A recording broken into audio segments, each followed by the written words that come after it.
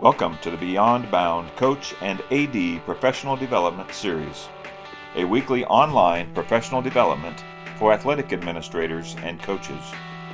Join us as 6 former ADs now employed by Bound and with over 100 years of combined experience discuss topics important and beneficial to ADs and coaches.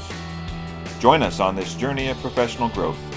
We're here to help you take your coaching and athletic administration to the next level and beyond. All right. Morning, everybody.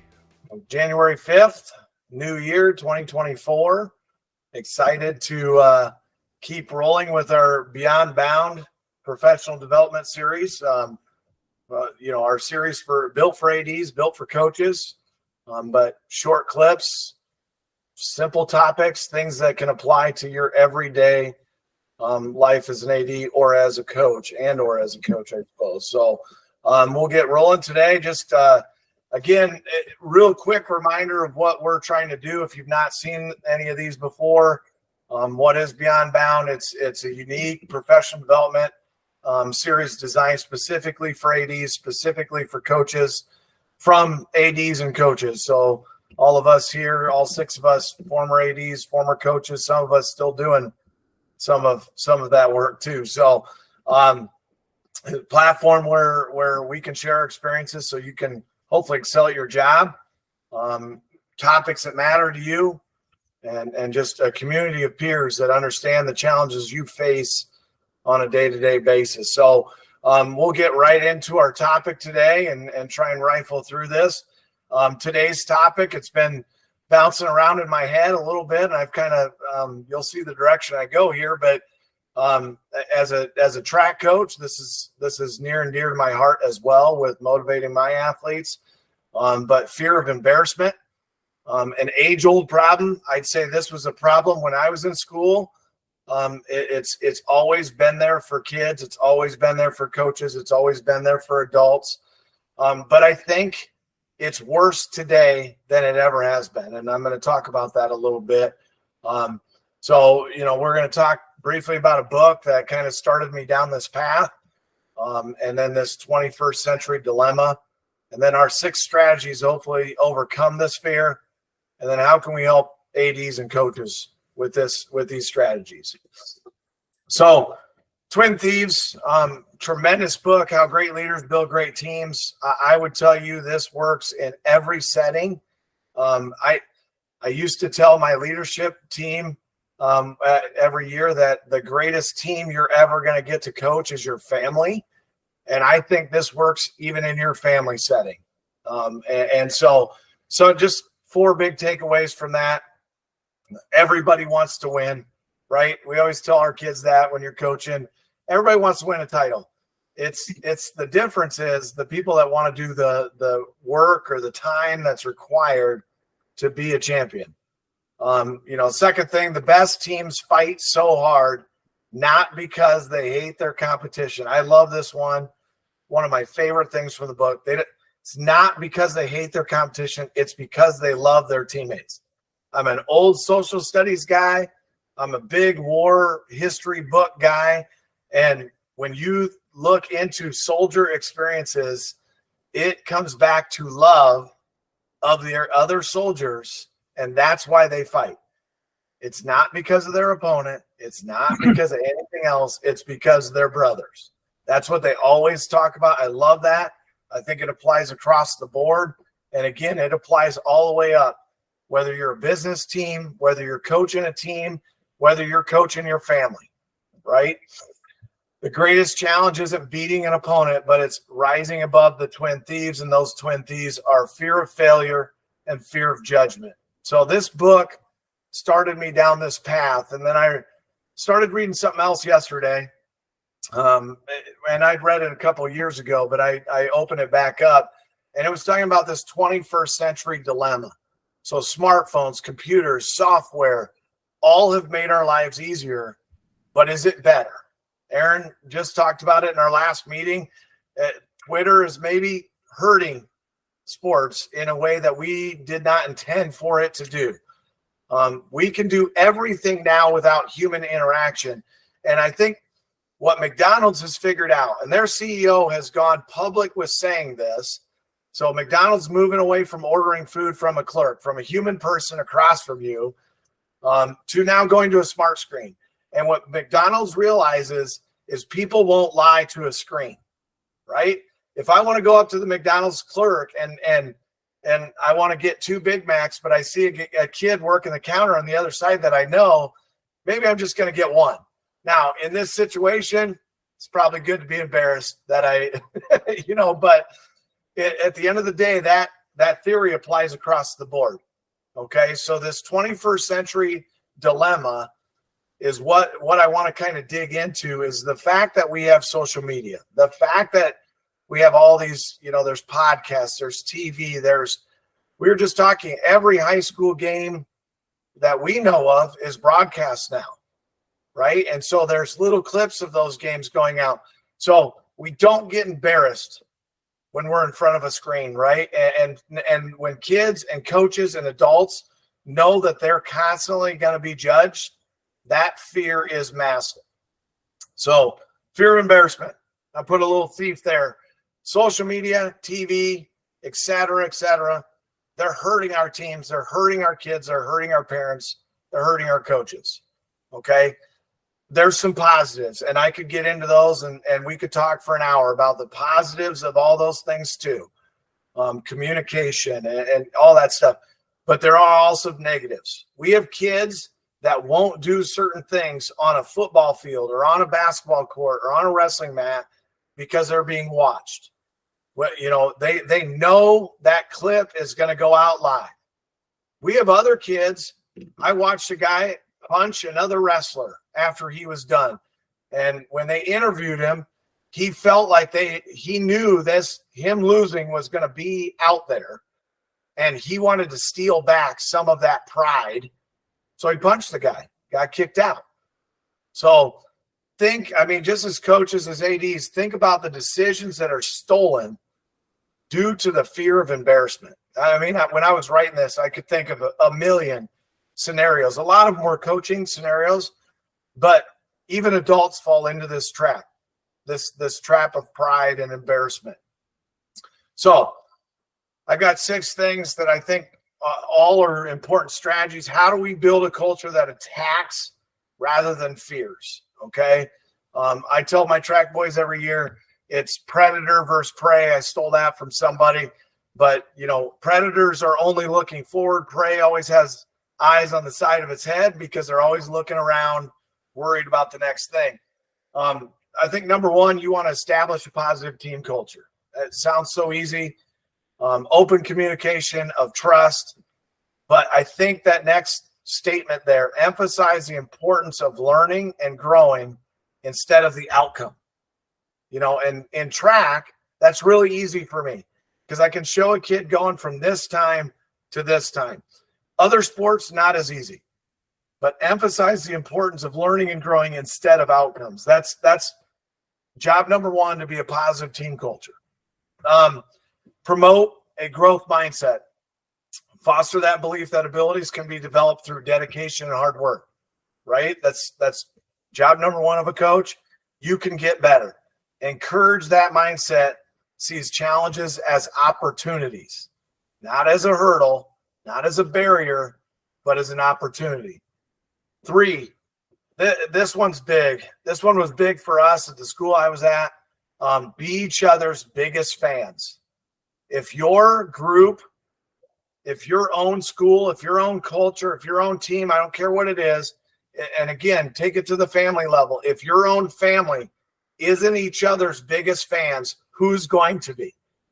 Right? If they're afraid that you're going to make fun of them for trying, then why try? Why try? So encourage, and to a certain extent, I put this, and this is what I had to do to a certain extent when I was coaching and when I was an AD. You have to enforce, not only encourage, but enforce it. Pull kids aside and say, hey, I know kids give each other a hard time. This is different. And force them to be each other's biggest fans. You have to be Joey's biggest fan, type of thing. 4, provide skills training. Okay. when your people, it doesn't matter what group we're talking about here, when they are offered training sessions to become more competent, they become more confident. Okay. And that allows for a little bit of that fear to start subsiding. Right. So get to work, make them better, make them feel like they are competent at what they're doing. 5, be constructive with your feedback. Avoid any belittling. This is tough for me. Just basically the way I was raised, I had, 2 other brothers. We gave each other a hard time. Belittling came pretty naturally to me. It crossed lines sometimes. And this is something that I have to work on. Avoid belittling, even if you disagree. Be constructive. Offer a solution. Don't be a problem for the solution. Be the solution for the problem. Okay. And then lastly, make sure you're building trust within your team on a day-to-day basis. When teams trust each other, they're much more likely to work their hardest, to do their best. Okay. So last thing I want to talk about, thoughts to consider if you're an AD, thoughts to consider if you're a coach. And we could have taken this up a ladder. Thoughts to consider if you're a mom or a dad. Thoughts to consider if you're a business leader. If you're an AD, pride is a major factor for your coaches. And sometimes the older the coach is, the harder that is, right? There's pride in there. We all have it. Make sure they understand that you as an athletic director are on their side first and that all you want to do is help them. Be who you are as a coach. I'm going to keep you inside guide rails maybe, but be who you are as a coach. I'm on your side. We're on your side. That's the number one thing that I could think of when I thought of fear of embarrassment, fear of judgment for our coaches as an AD. Now, if you're a coach and you're talking to your team right now, remember, number one, you're responsible for everything in front of you. I don't care what you see. You are responsible. Make sure your team understands the importance the process plays instead of what's out of your control, the outcome. Can't control the outcome. We ran track one time against the fastest 4x1 in 2A state of Iowa history. We got second. We ran our school record by a half a second. We were overjoyed. Be overjoyed. They did their absolute best. There were things we couldn't control. So, okay. Discussion, thoughts. I'm going to turn it to Joey Struey first. The man, the myth.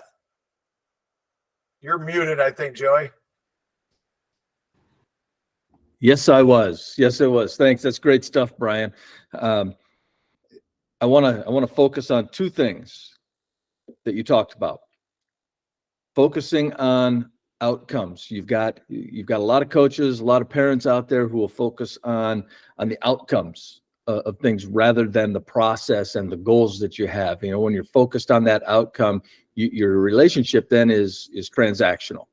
If you don't achieve this, if you don't get this, if you can't score 20 points a game, then you've failed. So if you miss that, you've got a failure already.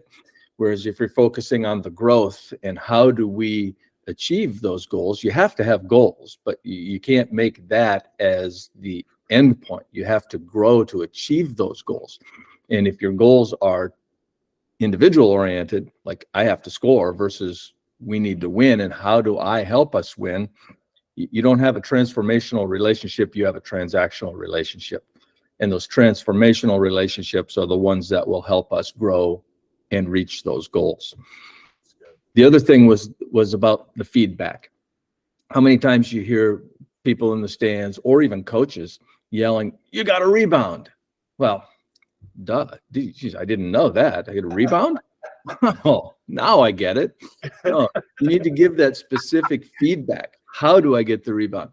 Hey, when the ball goes to the corner, you got to play the low side of the post, make contact and pivot and maintain that contact. You have to give them solutions. And that's what the best coaches do. You're being corrected, but you're not being criticized. Yeah. And there's a huge difference. Yep. Really good. Good. Thank you, Joey. Mr. Todd Gordon.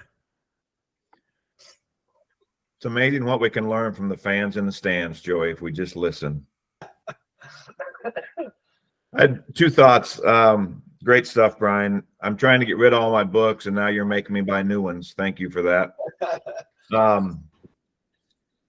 You mentioned decisions stolen, and I always translated that to our kids or our coaches too. Like, just think of the moments that are stolen, the victories that are stolen, the celebrations that are stolen, because we fear moving forward a little bit. We have an outcome determined already. So then we don't, well, it's just going to be embarrassing anyway. I'm not even going to try. I use the analogy, and I see it's funny because I see it play out with my grandkids getting into the pool up in Okoboji. You know, the little ones will come in and oh, I'm going to stick my toe in. I'm going to stick my foot. Oh, it's so cold. It's cold. You know, shoot, it's 86, 88 degrees. Just dive in. You know, you just, and I use this with teams, is you don't just stick your toe in the water. You're never going to get in. You got to dive in. You can't worry about, and once you dive in, there's just joy, and there's a great feeling of just throwing yourself into something and not worrying about what people think or how it's going to feel. But you got to dive in. You can't just dip your toe in the water and expect to get anywhere. You're not going to. You're just going to always be on the outside. You got to dive in. And so that's, I think that just takes away that embarrassment or that fear. If you can just get kids, you can get people in general just to dive in. And then you guys know what you do after that. You adjust, you adapt, you overcome. Yep. That's good. That's good, Todd. Aaron Stecker. Good stuff, Brian, as always, on that. A couple of things I guess I was gonna bring up. One is going to your the growth mindset, promoting that. That was I think number 2 there in your 6 steps. Always talk to our kids and our coaches about a win-learn mentality. There's never you don't lose. You know, if the scoreboard outcome says that you scored less points or you know than your opponent did and you lost, you don't lose, you learn. All right. So what are we going to learn from that competition? What are we going to learn from that opportunity so that the next time we come out, we're better than we were this time? And so that's a good, I always try to use that terminology with our coaches. I'm going to jump maybe a little bit of a sidestep because I love what you talked about in terms of the best teams, the great teams don't compete against or hate their opponent. They compete hard because they love one another. Yeah.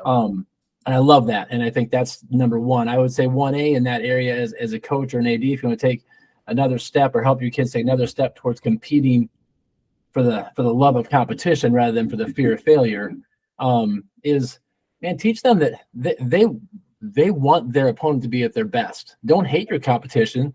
Love your competition. Want nothing but the best for your competition, because if they bring their best, they will drive you to be your best. If you compete out of a hate for our competition, then what you really want out of them is for them to not be their best. You want them to mess up, screw up, make mistakes, not show up at their best so that I can look good and I'm not embarrassed. Rather than I want them to walk in our gym or I want them to walk onto our field and I want them to bring their best because it's going to require my best. And if I want to become who I want to become, I got to have my best day in, day out. I have to be driven to be my best. So I think that's another way to shift your kids' mentality around this and get away from being afraid of your competition being better. You want them to be better than you because they'll drive you places you never thought you'd get by yourself. So another way to think about that. I would go with, compete for love of your teammates first, but then right behind that, man, love your opponents and want the best out of them because that'll make you better. And if that's a mindset they can get to, I think then they're not competing out of fear, but out of I want to be the best I can be. Yep. So it's good. It's good stuff, Aaron. Mark Gunderson. Yeah, Brian, you kind of hit a topic that's one of my favorites in a sense. I've actually done a little speaking on fear to some athletic teams, and I've done it, more so from a Christian perspective. And it is something that is an issue with some kids and with some teams. It's certainly an issue. Fear is really false evidence appearing real. Mhm. That's what the 4 letters stand for, false evidence appearing real. It's not real. Yep. But we convince ourselves that something out there is real that we have to be afraid of. As Aaron said, maybe our opponent or failure or whatever. I think you have to stop comparing yourself to others. And how do you do that? I think one of the things you mentioned there, Brian, was, you establish a positive team culture. If you have a team culture that's positive, you're not comparing what you do to everyone else and your successes or failures to everyone else. And social media is a killer for kids. Yeah. Because, my theory on social media is always, if you're on social media, you're either bragging or complaining. And I'm not sure either of those is real healthy. So they're out there bragging. It's false bragging, false bravado, because they probably actually have fear inside. And so being a positive team culture is key to overcoming that, I believe. So good work, Brian. Appreciate it. It's good stuff. Thanks, Mark. Mr. Scott Jarvis. Well, a couple things that really stuck out to me. You talked about the embarrassment and having McDonald's have the screen. Yeah. And I immediately thought of parents sending emails to coaches and athletic directors. Same thing. There's no embarrassment. Yep. And the longer I was in it, the more I started responding to those emails with, please come in and see me. I would like to discuss this with you. And literally left it that brief. Yep. And I know we want to write these, dissertations back. And I did that in my younger career. And I just started realizing, we need to sit down and have a face-to-face conversation. If this is really weighing on you, then we need to sit down and have a conversation. So for any of you ADs out there that are writing, spending an hour responding to a parent email, just tell them to come in and see you. It is so important, that face-to-face. And when you said that, my brain immediately went there. Second was just that embarrassment. And I thought of my daughter immediately. She's a pretty good thrower. And I go and work with her. And I always get after her about hey, when you release, I want to hear you say, Ugh. And she's like, oh, Dad, I don't want to. People think I'm weird, or I'm like, okay, I want you just to try it. Just throwing, it's just you and me. And she was still embarrassed to do it. I'm like, I love you regardless if you look like a fool or not. If you fall on your face right now, I'm going to help you dust off and we're going to go do it again. And she still had that fear of being embarrassed. And she did that. I got her to do it when we were together, and she threw 2 feet further than she was before. And so even though they know that something's going to help them, but it's going to be maybe not it's going to make them look different, they still don't want to do it, even if it's going to give them a competitive advantage. So when you said that, I was like, how important is it for us to break that barrier, and how important it is as a leader to do that? And then I go back into how important it is for us as athletic leaders to train our coaches beyond the X's and O's, and with things just like that we're talking about today. This stuff, share this with your coaches, share this with your student athletes. These are topics and things that they need to hear.